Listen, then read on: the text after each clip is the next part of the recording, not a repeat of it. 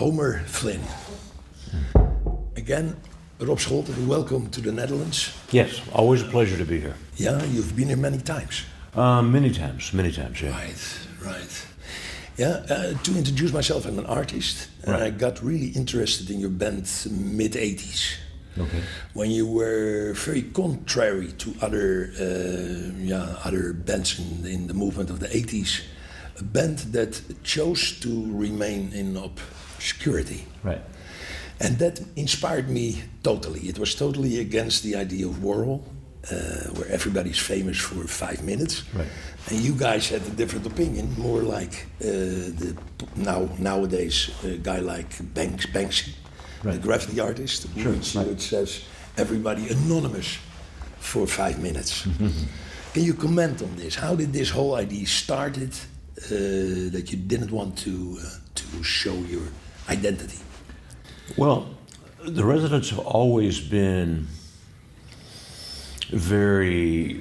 they've always held the idea of the group as a high value.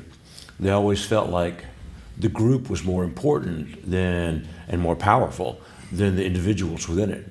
So by creating a group identity, the residents, and then focusing all their energy on that, they felt like they could accomplish more. It also gave them a lot more freedom by being faceless worker bees. Yeah. Inside the blanket identity, Yeah. it gave them much more freedom too, and it's been a good identity, a good way of dealing with life for the residents. Yeah, it got sort of a corporate trademark after all. So the idea of to perform even with masks, with ice, for instance. So there were advantages for the development of your group. Sure. Not to show yourself individually. Yeah, the residents have never really been interested in celebrity. And so, I mean, if someone is interested in celebrity, well, that doesn't work very well. Yeah. But if you're not interested in celebrity, It's right, it's exactly. Obscurity is its own reward. Right. Right. So if that's the case, then that can work, and it has worked for the residents. If you look back, you have the feeling you got less corrupted than other bands in your own environment. I mean, is there something you could state, as you were not attacked by media in the same way as other bands? Well, yeah, it's hard to be attacked by media if you are obscure and Yeah, sure. and unknown. So in that regard, yes, absolutely. Yeah, like I say, the residents really value their privacy quite a bit. And once again, this has allowed them to maintain their privacy, has allowed them to maintain personal lives that are relatively unaffected, beneath the big blanket. My own career, in the beginning, I was always in the mood for doing media. And at a certain moment, I got attacked and I lost my legs in a sort of bomb attack. And I decided it was not so good to continue in the same way because people were all the time asking me the same questions. So I closed the door for 14 years and I had no interviews, no photos, nothing. And I found out that in this way I could raise my family without a problem. Right. I had children that were not affected by my own personal... Kind of the same thing. Yeah. You had the same experience there. Well, But you never went into the media in a sort of whirl-like way. You did interviews? no, it's like we live in a world that is so media infested that one has to deal with it. Absolutely. And this is where my job comes in. I am the residents' representative. You're the spokesman, huh? Right, exactly. I deal with the media for the group, and once again, that fulfills those needs while not cracking the facade. Sure. No cracks in the facade. Well, we try. Okay. Yeah. Hey, if I look at your works, the works you made, there are, in my feeling, there are 3 songs really outstanding for me personally. First of all, I have to compliment you with the commercial album. There you made 40, were about 40 songs. 40 songs, yeah. Right. All 1 minute. Right, right. What was the idea behind this album?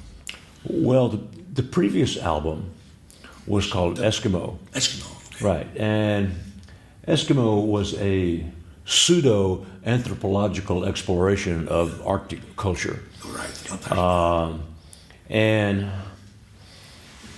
it's very abstract. I mean, it's narrative-based, but you can't really gain the narrative from listening to it. You just hear noise, you hear wind, you hear things flowing. So the residents, after doing that, wanted to do something that they felt was moving in very much of the opposite direction. But at the same time, you know, at least at that time, a TV commercial was 60 seconds long. Mm-hmm. So once again, they felt like to adapt your work to the commercial exactly timing, let's say. Exactly, but as a way of kind of tipping a hat to it, but satirizing and making fun of it at the same time. You know, the idea of commercial becomes something to play with. Yeah. Was it your best-selling album? After all, actually, I think both Eskimo and commercial albums sold really quite well. Wow.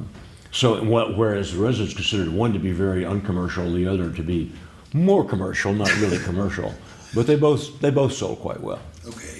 For the Residents, we're not. Right. Because we're not talking gold records here, but no, but we're talking gold records, right? No. So not gold records, but golden records. I mean, there are golden records there, I think. Mm-hmm. On my way here in the car, I was listening to your adaptation of the James Brown song. It's Man's World. Oh, okay. How about that? You chose to cover a song like this? Was it the subject of the song that was interesting there? Well, the Residents back in that era, they often would record an album, a concept album, and then they would record a single that they felt like reflected the album in some ways, but was not actually on the album. Oh, sure. And so they did Satisfaction, Rolling Stones' Satisfaction, which they felt reflected the Third Reich and Roll, but was not on it. Yeah. So Man's World became had a similar connection to their American Composers Series album, where they did George Gershwin on one side and James Brown on the other. Okay. American composers. Right, exactly. And, you know, they really enjoyed taking. I mean, the song's an interesting song. Absolutely. And James Brown certainly does a great job with it himself. I think so. But then the Residents felt like, well, your song was more impressive as his version, personally. It's a compliment, but it was more outstanding. The team came much more to development, I think. Yeah, well, I think the Residents felt like there was a more vulnerable quality to bring to it. Yeah, I mean, James Brown does that. Yeah, well, yeah, but you do it more, I think. Yeah. It is more breakable than the Brown version. Right. That's what I feel about this song. So, I mean, you know, one of the things the Residents have done a lot is reinterpret other people's music. Yeah. And I think to do that in a valid way, you have to recognize something within that that someone else has not brought out. And so I think it's that vulnerability that they saw in the song that was interesting. Yeah, absolutely. Does that also have to do with your idea on originality? Originality, yeah. Well, sure. I mean, this in a way places your music in a sort of postmodern idea. Yeah, no, I agree with that. Yeah. A lot of that is a postmodern interpretation. That's how I feel about it. Sure. Yeah. You reuse qualities that you find in other people, in other teams, in other music. Right. You know, you reorganize it in a new way. That's how I see your music. Exactly. Yeah. You know, the performance tonight, which features It's a Man's World. Okay, you're going to do it tonight. Yeah. Okay, look forward to that. But it also features a relatively obscure Elvis Presley song, Which one? Teddy Bear. Right. Not immediately sure which song that is. Yeah, but it once again there's a very similar kind of a thing there. Good Elvis voice too. Good voice too there. Good voice in Man's World. Great voice. Yeah. Oh, good. Yeah, Good. great voice. I think. Yeah. But with Teddy Bear, Elvis sings it in a very playful way. You know, let me be your teddy bear. You know, kind of like sure, that. sure. You know, whereas the Residents felt like there was really a kind of an underlying theme of S&M in it, Yeah, okay. and so they dig a lot deeper and kind of snarl it out. Yeah, the and once forbidden, again, the forbidden team in Presley, S&M. it, So you make the S&M side come out more. Right, exactly. Right? So you, exactly right. yeah, I saw you were in the past also connected to Tuxedo Moon, playing Reiniger. Yeah. You worked together as well? No, I mean, there was a point. He was in Brussels, I think. Yeah, but you know, when we first got involved with Tuxedo Moon, they were in San Francisco. Okay. They originally were a San both- Francisco You group. both originate in San Francisco. And did Right. you know each other from that time? Yeah, well, I mean, you know, honestly, we were never friends, but You knew each other. but from we knew distance. each other. So you knew each other's music and. Right, and there was a time around the time of punk and new wave. Disque du Crépuscule. Disque du Crépuscule. Oh, no. The Disque du Crépuscule was a label in Brussels. I remember. Oh, okay, sure, right. You of remember course. that? They Yeah, made- no, I they do made remember such that. a- Yeah. such They a- did some really nice music. Yeah, great music there. Right. So But around this time, there was a compilation album that came out That I in remember. New York, and it was called No New York. yeah, I know that. It There's was another one produced in- by Brian Eno. He did the production there. It was X-Ray Specs and all those bands were on it. Yeah. really- But there was another one from L.A. called Yes L.A. Okay, I missed So, that one. you know, Ralph Records wanted to do one from San Francisco, Okay. and you know, we called it Subterranean Modern, and so we chose 4 San Francisco groups to be on it. And also Tuxedo Moon was also Tuxedo chosen. Moon was one. Sounds a little bit Kerouac, no? Subterranean. A little bit, yeah. Yeah, so also right. Frisco, no? Yeah. But also Chrome was on it, and also MX80. I don't know. and- Chrome rings a bell. Yeah, and the Residents. And part of the thing was that each group had to do their own version of "I Left My Heart in San Francisco." Oh, beautiful. So everybody the same team song. Right, exactly. Nice connection between the bands. So. Right. But that was when we first got involved with Tuxedo Moon, and they put out. At that time, Ralph Records was trying to expand and put out a lot more records about other groups, Yeah. and so. I Ralph think- Records was your record company. Right. You know, essentially there is the Cryptic Corporation and there's the Residents. Okay, the Cryptic Corporation is the business identity, and that's I am the Cryptic Corporation at this point primarily. Okay. Okay, so that's the business identity. Yeah. The Residents created Ralph Records, but then the Cryptic Corporation took over it to run it more The as a management business. was done by Crypto Corporation. Exactly.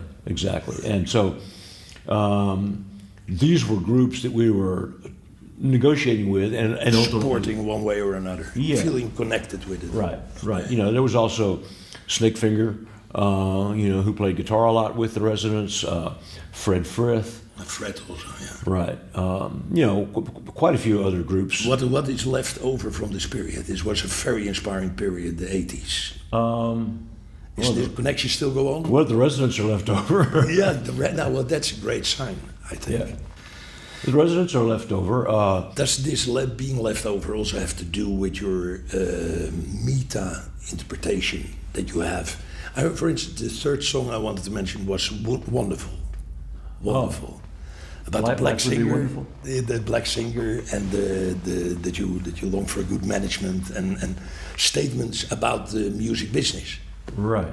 which take a firm look from a distance to the music business. It looks like you overlook the whole field if you make a song like this. Yeah. I mean, It is a sort of comment on music business, no? Or not? Well, it could be seen that way. I mean, I interpret it this way. in a way, I see it more broadly. You know, more comment on life in general, and you know, the serendipitous nature of life. Yes. How unpredictable it is, and ultimately how wonderful that is. Yeah, I agree.